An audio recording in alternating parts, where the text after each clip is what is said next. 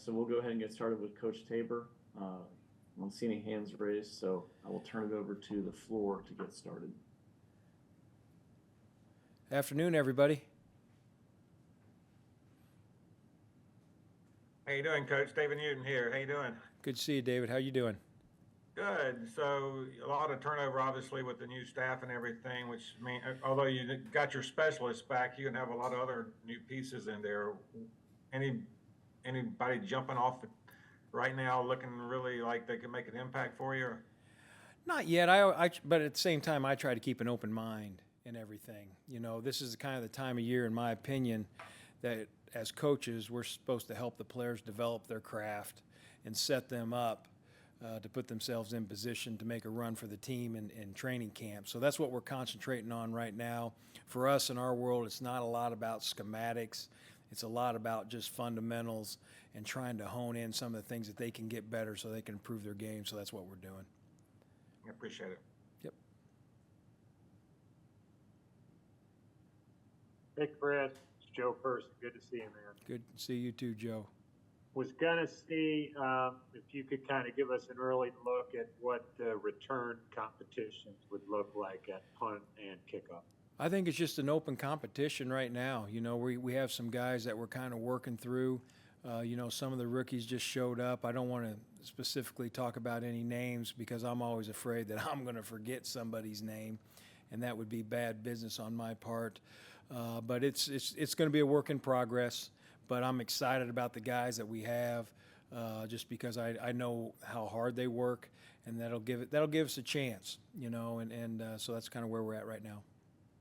Any of the free agent signings or guys you're looking at? I think we're always looking at all rosters, and you know, so no one in specific right now. And like I say, I'm never going to single anyone out, but looking forward with working with the guys that we have in our building right now. Go to Scott Fowler. Hey, Coach. Hey. Scott Fowler from the Charlotte Observer. How you doing? Doing good, Scott. How are you doing? Doing well.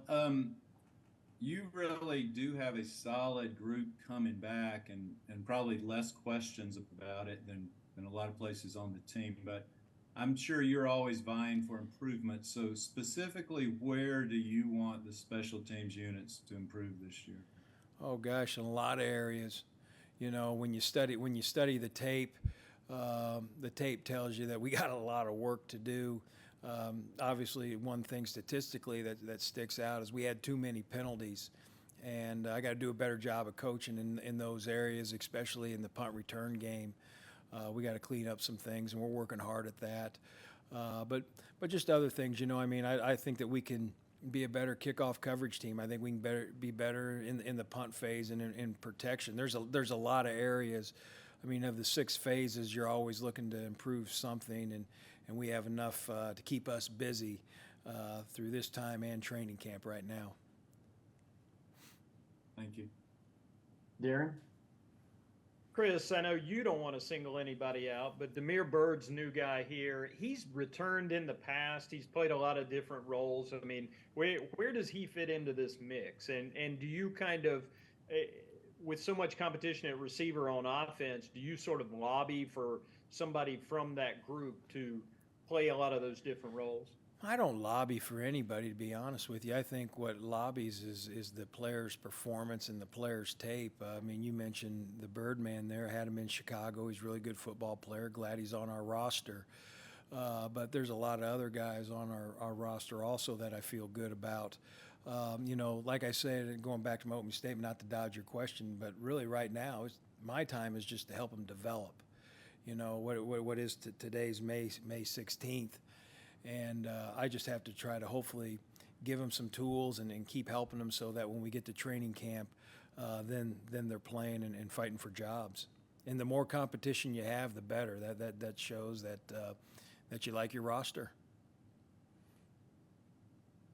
Skylar Callahan and Mike. Hey, Chris, Skylar Callahan from Sports Illustrated. Hope you're doing well. Doing well. Thank you.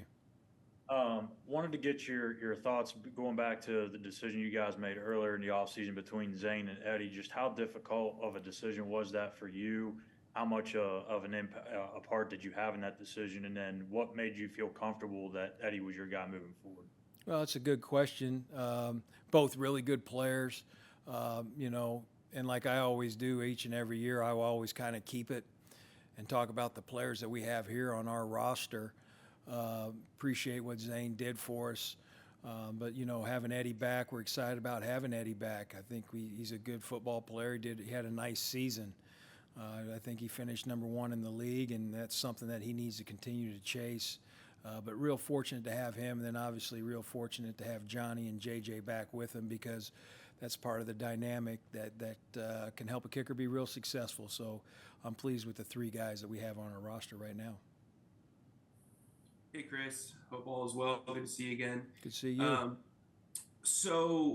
Mike K from Charlotte Observer. Yep, I know. Anyway, what's your outlook on keeping JJ and Johnny fresh? Obviously, they're in their 30s now. Was there any thought to bringing in someone to just take on reps? No, I think you can always kind of manage that. I think one of the other things you have to look at is both those guys have been such good pros for such a long time. They understand how to take care of their body. I think we just have to kind of be like we're in the Major League Baseball pitching circuit. We just got to be real smart with how many kicks they're getting, how much work they're getting. And then we always got that reliable kicker, punter, Jugs, that can always come out and do anything for us anytime to give them a breather. So I feel like we can always kind of help those guys. And, I'm glad they're here. With Sean not here, the personal protector role seems like it's up for grabs. How important of a role is that, and what do you look for in that position? That's always an important role. It's kind of like having the quarterback of the punt team, but you always got to train a lot of guys there. People that we look for, obviously, we want guys that can run and be first. We call them first in type players. Have to be intelligent in the protection, and then obviously physical enough to take on people. So we do have a lot of options in that area, and I'm excited about developing some of those options. Anything else for Coach Tabor? Chris, are you suggesting J.J. Jansen needs his workload managed? Is he going too hard out there? JJ, well, he's picked up some of the returning duties, Darren. So we just got to keep him fresh. What did you think of JJ's acting skills in that video? Did you see it yet? Did you give him a hard time about it yet? I saw the video, and I purposely did not watch it. That should say it all.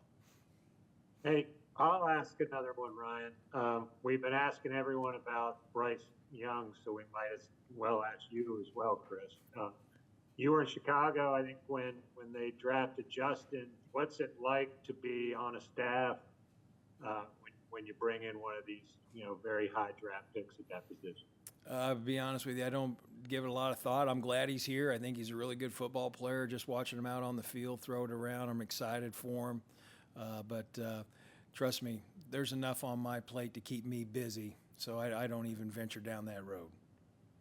If he was able to play special teams, where would he be? Well, wherever you guys would want us to play him. Hands team. Thank you, everybody. Thank you, Coach. Appreciate it.